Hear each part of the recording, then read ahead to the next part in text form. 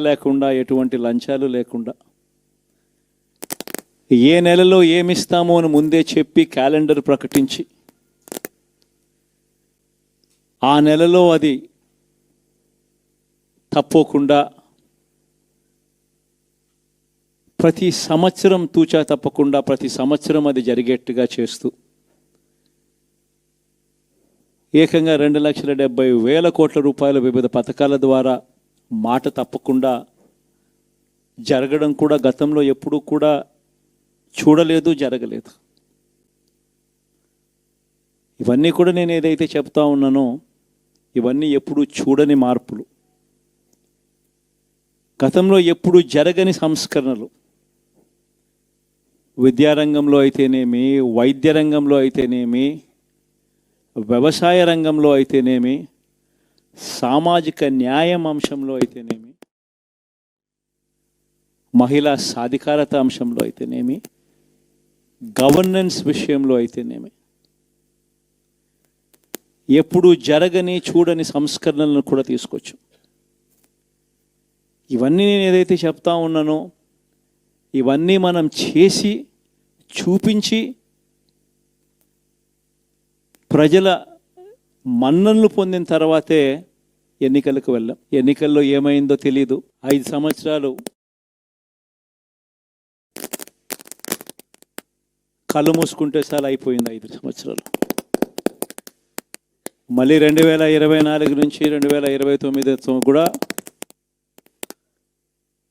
అదే మాదిరిగానే కళ్ళు మూసుకుంటే 2029 కూడా కళ్ళు మూసుకుంటే వచ్చేస్తుంది. ఇవి మనం గుర్తుపెట్టుకోవాల్సిన అంశం ఏమిటి అని అంటే సినిమాలో ఓన్లీ ఫస్ట్ హాఫ్ మాత్రమే అయ్యింది. గతంలో కూడా ఇదే మాదిరిగా పరిస్థితులు ఉన్నప్పుడు కూడా మనం ఏ మాదిరిగా పైకి లేచాము అన్నది కూడా మీ అందరికీ తెలిసిన విషయాలే. నేను ఒక్కటే మీ అందరికీ చెప్తా ఉన్నా, ప్రజల్లో ఈరోజు మనం చేసిన మంచి ఉంది. ఇంటింటికి మనం చేసిన మంచి ఇంకా బ్రతికే ఉంది. ప్రజల్లో ఈరోజు మనం చేసిన పాలన మీద విశ్వసనీయత అనే పదానికి అర్థం ఈ రోజుకి కూడా ప్రజల్లో ఉంది. గడప గడపకు మనం చేసిన మంచి ఇంకా ప్రజల్లో బతికే ఉంది. మరి ఇవన్నీ ఉన్నప్పుడు మళ్ళీ మనం లేయడం కూడా తథ్యం. కాకపోతే కొంచెం టైం పడుతుంది. ఆ టైం ఇవ్వాలి. ఆ టైం ఇచ్చినప్పుడు, అది జరిగినప్పుడు, పాపాలు పండినప్పుడు ఖచ్చితంగా మళ్ళీ మనం పైకి లేస్తాం. ఈ విషయం ప్రతి ఒక్కరం కూడా గుర్తుపెట్టుకోవాలి. ఎందుకు ఈ మాట కూడా చెప్తా ఉన్నానంటే రాజకీయాలలో అన్నిటికన్నా ముఖ్యమైన అంశం క్యారెక్టర్, విలువలు, విశ్వసనీయత. ఈ పదాలకు అర్థం తెలిసి ఉండడం రాజకీయాలలో చాలా అవసరం. రాజకీయం అంటే ఎల్లవేళలా అధికారమే కాదు. అధికారంలో లేనప్పుడు కష్టాలు ఖచ్చితంగా వస్తాయి. కానీ ఖచ్చితంగా కష్టాలు వచ్చినప్పుడు మనం ఖచ్చితంగా ఏ రకంగా రియాక్ట్ అవుతాం అన్నది మన చేతుల్లో ఉంది. విలువలు, విశ్వసనీయత లేని మనిషిగా రాజకీయాలు చేద్దామా, లేదా కష్టాలు వచ్చినప్పుడు ఆ కష్టాలను ఎదుర్కొని హుందాగా నిలబడుతూ మళ్ళీ 5 సంవత్సరాలు కళ్ళు మూసుకుంటే 5 సంవత్సరాలు అయిపోతాయి, మళ్ళీ 5 సంవత్సరాల తర్వాత మన పాలన వస్తుంది, మన ప్రభుత్వం వస్తుంది, అప్పుడు మళ్ళీ మనమే ఆందోళన ఎక్కుతాం అన్నది కూడా గుర్తుపెట్టుకొని అడుగులు వేస్తామా అన్నది మనలో ప్రతి ఒక్కరూ కూడా ఆలోచన చేసుకోవాలి. ఇదే మన ప్రభుత్వం అధికారంలో ఉన్నప్పుడు కులం చూడలేదు, మతం చూడలేదు, ప్రాంతం చూడలేదు, రాజకీయాలు చూడలేదు, చివరికి ఏ పార్టీకి ఎవరు ఓటు వేశారు అన్నది కూడా చూడకుండా ప్రతి పథకము కూడా డోర్ డెలివరీ చేయించాం. మనం అర్హత మాత్రమే ప్రామాణికంగా తీసుకొని ప్రతి పథకము, ప్రతి మంచి కూడా ప్రతి ఇంటికి డోర్ డెలివరీ చేయించాం. అలా ప్రతి మంచి, ప్రతి పథకము డోర్ డెలివరీ చేసిన ప్రభుత్వం మనదైతే, పాలన మందైతే, ఈరోజు కేవలం వాళ్ళ పార్టీకి ఓటు వేయలేదు అని మాత్రమే ఓటుకు వేయకపోవడమే పాపం అన్నట్టుగా ఈరోజు రావణ కాష్టం చేస్తూ సృష్టిస్తూ ఉన్నారు, విధ్వంసం చేస్తూ ఉన్నారు, ఆస్తులు నష్టం చేస్తున్నారు, కొడతా ఉన్నారు, అవమానిస్తూ ఉన్నారు. ఇవన్నీ శిశుపాలుని పాపాల్లో భాగాలుగా ఇవన్నీ అప్పుడే పాపాలు మొదలయ్యాయి. ఒకవైపున మనమేమో మనకు ఓటు వేయకపోయినా కానీ ఏ రోజు కూడా డిస్క్రిమినేషన్ చూడలేదు.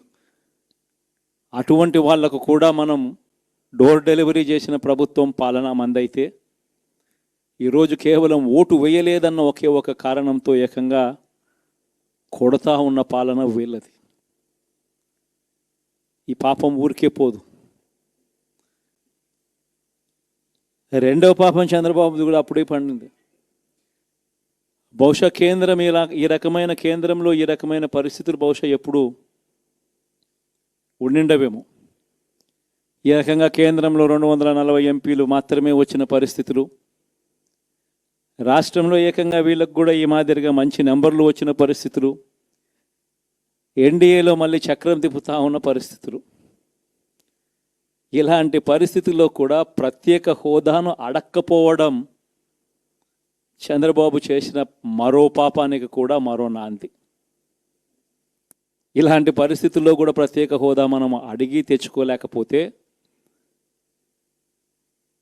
రాష్ట్రంలో ఏ ఒక్క యువకుడు కూడా క్షమించడు చంద్రబాబు నాయుడు. మనం కొంచెం ఈ పాపాలు పండేదాకా మనం గట్టిగా దీన్ని నిలబడగలిగితే, ముందుకు తీసుకొని పోగలిగితే ఈ పోరాటాన్ని ఆటోమేటిక్గా శిశుపాలుని 100 పాపాలు ఫాస్ట్గా ఎరోడ్ అయిపోతాయి. అంటే ప్రతి ఒక్కరూ ఈ విషయాలన్నీ గుర్తుపెట్టుకోమని కొడతాం. ఇవన్నీ బహుశా నేను చెప్పేటివన్నీ కూడా మీ అందరికీ కూడా తెలియనేటివి కాదు. కేవలం నేను మీ అందరికీ గుర్తు మాత్రమే చేస్తా ఉన్నా. కష్టాలు రావడం అన్నది సర్వసహజం. కష్టాలు ఇలా మనం ఎదుర్కొని నిలబడడం అన్నది మన చేతుల్లో ఉన్న అంశం అన్నది మాత్రం ఖచ్చితంగా ప్రతి ఒక్కరూ గుర్తుపెట్టుకోమని మీ అందరితో కూడా కోరుతా ఉన్నాను.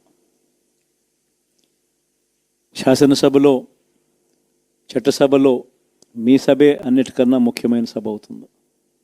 ఓటు వేయలేదు అన్న ఒకే ఒక కారణంతో మనుషుల్ని కొడతా ఉన్న పరిస్థితుల్లో, మనుషుల్ని అవమానిస్తూ ఉన్న పరిస్థితుల్లో, మనుషుల్నే బలవంతంగా ఆస్తి నష్టం చేస్తూ ఉన్న పరిస్థితుల్లో ఇక ప్రతిపక్షం ఉన్నది ఒకటే ఒక పార్టీ, ఆ పార్టీకి అవకాశం ఇవ్వాలా అన్న కనీస నైతిక విలువలు వాళ్ళు పాటిస్తారన్న నమ్మకం నాకైతే లేదు. కాబట్టి మీరు చేయాల్సిన పాత్ర గొప్పది, చాలా ఉంది అన్నది మాత్రం గుర్తుపెట్టుకోండి. రాబోయే రోజుల్లో యాక్టివిటీ లెవెల్స్ అనేది ఆటోమేటిక్లీ పెరుగుతాయి. రాష్ట్ర వ్యాప్తంగా ఉన్న కార్యకర్తలందరినీ ఎవరినైతే వాళ్ళు ఇబ్బందులు పెట్టారో ఖచ్చితంగా వాళ్ళందరికీ మనోధైర్యం ఇస్తూ వాళ్ళ గ్రామాలకు వెళ్ళి వాళ్ళకు తోడుగా ఉండే చేసే కార్యక్రమాలు జరుగుతాయి. రాబోయే రోజుల్లో ఇంకా టైం గడిచే కొద్దీ ప్రజల్లోకి వెళ్ళే కార్యక్రమాలు ఇంకా ముమ్మరం అవుతూ పోతాయి. చివరికి ప్రజల్లోనే ఉంటాం. ప్రజలతో కలిసి పోరాడే కార్యక్రమం వేగంగా టైం గడిచే కొద్దీ మనము వేగంగా అడుగులు ముందుకు వేస్తాం. ఒకటి మీ అందరికీ చెప్తా ఉన్నా, ఏకంగా 14 నెలలు పాదయాత్రలు చేశాం. ఆ వయసు ఈ రోజుటికి నాకుంది. ఆ సత్తువ ఈ రోజుటికి నాకుంది. కాబట్టి మీరు మాత్రం ప్రతి ఒక్కరూ గుర్తుపెట్టుకోండి, ఆ టైం వచ్చేదాకా మీ పాత్ర చాలా కీలకం. ప్రతి ఒక్కరూ ఈ విషయం